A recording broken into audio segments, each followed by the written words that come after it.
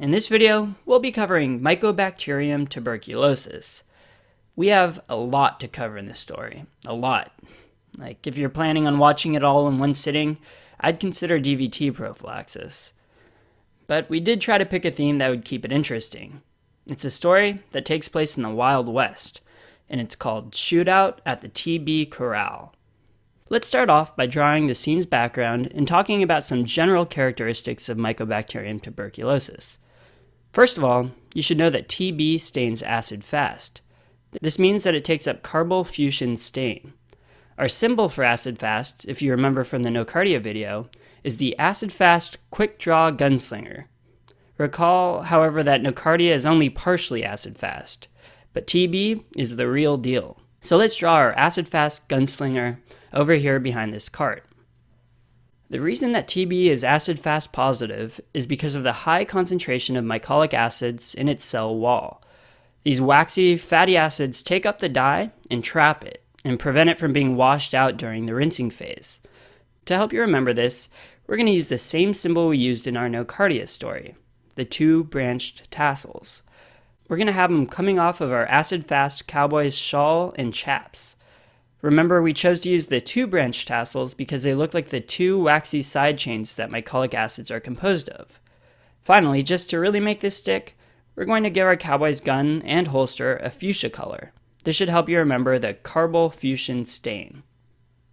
TB cultures very slowly, requiring anywhere from 2 to up to 6 weeks for growth. They also require a special growth medium, which is called the Lowenstein-Jensen medium, and it's composed of starch, egg, and other ingredients we don't need to know that inhibit the growth of other bacteria that may be present in a patient's sputum. To help you remember the special auger, we're going to name our building here the Lowenstein General Store, for Lowenstein-Jensen. I think it really does sound like an old Western store. Another important characteristic of TB is that it's an obligate aerobe, which is another way it's like Nocardia. To help you remember this, we'll use the same symbol we used for obligate aerobe in the Nocardia video, which is air bellows.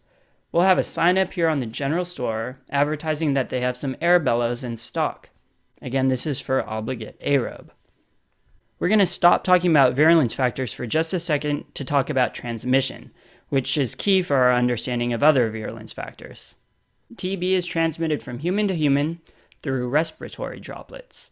Once it's infected someone and fails to be immediately cleared by the immune system, the microbe primarily resides and proliferates in macrophages. To remember this, we're going to draw a cart here with the macrophage cage that we originally used in Salmonella. We'll get back to the progression of the disease in a bit. We've still got a few more virulence factors to cover. Aside from mycolic acids, the Mycobacterium cell wall also contains some glycolipids that are involved in the clumping of the bacteria into a serpentine-like formation. These structures are essential for virulence. If a strain doesn't form these serpentine shapes, then it's not virulent. Another name for these structures is cord factor. So what exactly does cord factor do? Well, it has several functions, but its role is to protect the bacteria from being destroyed. It does this through eliciting granuloma formation by increasing TNF-alpha and other inflammatory cytokines. This will, in turn, activate other macrophages. Wait, what? How does this protect the bacteria if it's activating the immune system? Well, sure, the bacteria can't spread anymore, but it also allows the bacteria to remain walled off inside a granuloma, which is created by these newly activated macrophages. To remember the cord factor, we're going to give our cowboy a lasso. This shape should help you recall the serpentine shape of the cord factor. We'll have him wrapping up the driver of this macrophage cart to remind you of its interactions with macrophages. The last virulence factor we're going to discuss are sulfatides. These are actually what allow TB to survive inside cells like macrophages. These sulfatides prevent phagolysosome fusion, thus sparing the microbe from exposure to lysosomal hydrolases. The sulfatides accumulate in the phagosomes and create incompetent secondary lysosomes, which are then unable to fuse. To help you remember this, we're going to draw different sized dust clouds here behind our cowboy. We've placed them near these spurs on his boots. The spurs are supposed to represent sulfatides, and these dust clouds are the lysosome and phagosomes. that are kind of floating around on their own and not coalescing into one big cloud, or phagolysosome, which is what happens when TB accumulates sulfatides. And that should be strong enough to help you recall the mechanism of this virulence factor. Okay, now that we've covered the important virulence factors, let's go through the progression of TB.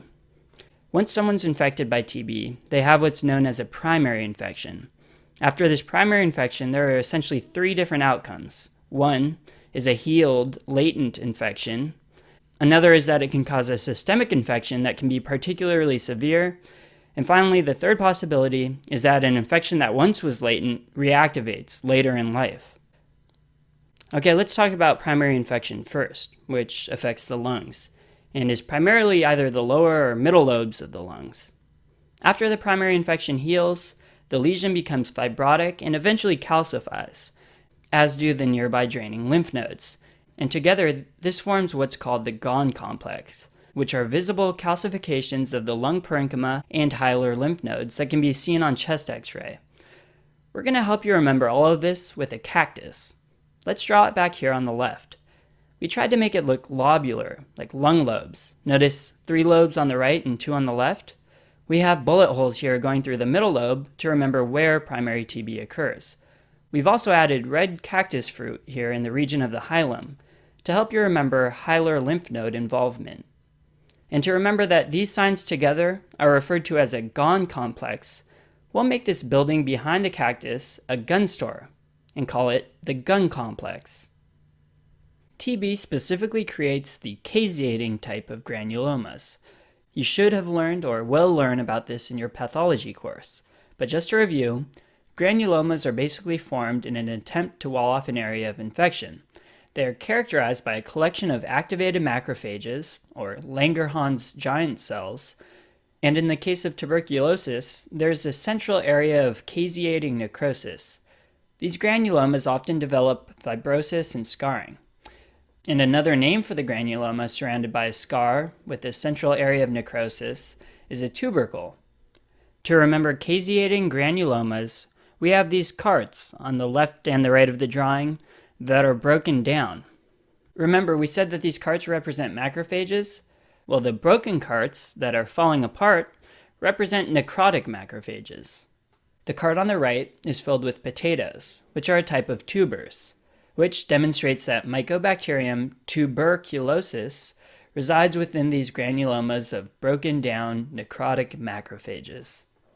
Before moving on, let's first discuss primary infection symptoms. Contrary to popular belief, primary infection doesn't present with much more than a prolonged fever and is most commonly in children, in areas that are endemic to tuberculosis. It's also important to know that most cases of primary TB resolve, heal by fibrosis and calcification, and become latent. To remember primary TB's association with children, that usually resolves by fibrosis, we'll draw a kid down here on the left side, sleeping in a burlap sack. The sleeping kid should remind you that it often resolves and becomes latent, or it hibernates for a while. Also, the sack made of burlap, which is a really fibrous material, is to remind you of the fibrosis that occurs. Also, notice he's sleeping against a shovel, and the shovel's going into the ground the same way a needle goes into the skin when you're given a TB skin test. This is a link to remind you that if someone gets a primary infection, they then develop a positive tuberculin skin test, or a positive PPD. This manifests as a wheal on the skin where the TB particles are injected. The lump is due to the type 4 hypersensitivity reaction, and this wheal is represented by this lump of dirt that the shovel's created. You should also take note that the tuberculin skin test can be positive in an active infection, a latent infection, or if the patient has ever received a vaccine known as the BCG vaccine. The BCG vaccine is developed from attenuated Mycobacterium bovis. Its effectiveness is variable, ranging from only 0 to 80% effective, so we don't routinely give it in the US. All you need to remember, though, is that it can cause a positive tuberculin skin test, even if the patient has never been exposed to TB. Remember I said there were 3 ways TB can progress after a primary infection? And we just learned about one of those paths, the latent infection. I mentioned that most cases of primary infection will heal and become latent. However, there are a few cases that can progress systemically, causing bacteremia. When this occurs, TB can seed almost any organ in the body, commonly affecting the bone, liver, and lymphatics. And this is a very acute, very dangerous process that can quickly progress to death. And this process is called miliary TB. The presentation is variable depending on the organ affected. So if you see a kind of fulminant multi-organ failure in a patient, especially an immigrant from an endemic area, keep miliary TB on your differential. To remember miliary TB, we're going to put millet seeds pouring out of this cart here on the left. Millet's a small grain, and when it's spilled, it can get almost anywhere, which should help clue you into the fact that miliary means it can seed multiple organs. Millet was a grain that was consumed in the days of the Wild West, so it fits well here. We'll also put a sign in the grain that says millet, so you don't forget it. And to associate miliary TB with being a potentially lethal infection, we're going to put a cow skull here on top of the seeds. A grim reminder of this serious infection. So now we've covered 2 of the 3 paths a primary infection can take. Now we'll talk about the last possibility, reactivation of a latent infection. Fortunately, most people with latent TB don't reactivate. Reactivation is only seen in about 5 to 10% of people, and its association is with a state of immunosuppression, such as with HIV, old age, and cancer. The mechanism by which immunosuppression causes reactivation is through the downregulation of TNF-alpha release. Recall that TNF-alpha is a pro-inflammatory cytokine that causes the infection to be contained. If that were then to be neutralized, the infection would spread again. To remember this specific mechanism of host defense downregulation, let's draw a guy here in the middle of the gunfight strapped to barrels that say TNF, as if it were a keg of TNT. This bound, defenseless guy tied up to a TNF keg is to remind you that your immune system is defenseless if its TNF is inhibited. A particularly clever way to test your understanding of this concept may show up on a microtest or a farm test. And this is that if you want to start a patient on a TNF-alpha inhibitor, such as infliximab, you should first screen them with a PPD to make sure that you're not putting them at risk for reactivation of TB. When TB reactivates, it primarily affects the upper lobes, as opposed to the middle and lower lobes during a primary infection. To help you remember this, we're going to have a second cactus on the right side. The cactus will show the anatomical location of reactivation. So just remember, reactivation is on the right side of the drawing. The cactus, of course, also looks like lungs, but this time we'll have the bullet holes in the upper lobes. There are 3 classic symptoms you should be aware of for reactivation of TB. They're cough, night sweats, and hemoptysis. The cough should be easy to remember because we know TB is a pulmonary infection. And to remember hemoptysis, or the bloody cough that may occur, we'll have a character who will be coughing out blood onto his handkerchief. And he'll also be sweating. And we've purposely made the scene take place at nighttime to portray night sweats. And finally, he's inside the macrophage cart just to hammer the point in that reactivation originates from within macrophages. Also, many patients experience cachexia, which is wasting and weight loss, and this is because of the TNF-alpha produced in response to cord factor. TNF-alpha promotes wasting. Aside from these classic symptoms, reactivation TB can affect other places in the body. Let's talk about 2 common areas, the skeletal system and the CNS. First, let's cover the skeletal system. Pott's disease is when TB has infected the spinal column. Usually, multiple vertebrae are affected, and there is demineralization of the bone with soft tissue swelling, which causes pain. It can progress to abscess formation, spinal deformities, and weakness due to loss of support. We're going to draw a stack of Potts here, and these Potts, for Pott's disease, really resemble vertebral bodies stacked on top of each other, and we've made them cracked and damaged on multiple levels. For some reason, I've been pimped on this point quite a few times. What is the disease called when TB affects the bones? And this drawing's never let me down. It was even a pimping question on the TV show Scrubs. True story. Now, CNS involvement is seen in about 10 to 15% of patients with reactivation, and this can manifest as meningitis or as a tuberculoma, which is a cavitary lesion in the brain. To help you remember this, we're going to draw another character here, fighting with our cowboy, just below the reactivation cactus. He'll be hiding behind this cart, with his hat getting shot off, and the bullet hole in the hat is to help you remember CNS involvement with possible formation of a cavitary lesion, or tuberculoma. Remember, we also use this hat with a bullet hole going through it in our nocardia video.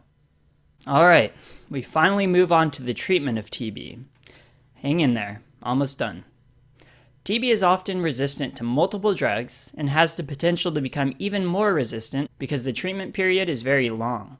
So in order to prevent further drug resistance, TB is treated with a combination of drugs. The combination you need to remember for your exam can be remembered with the mnemonic RIPE. R for rifampin, I for isoniazid, P for pyrazinamide, and E for ethambutol. To help you remember the mnemonic, we're going to put a sign here on the cart of taters.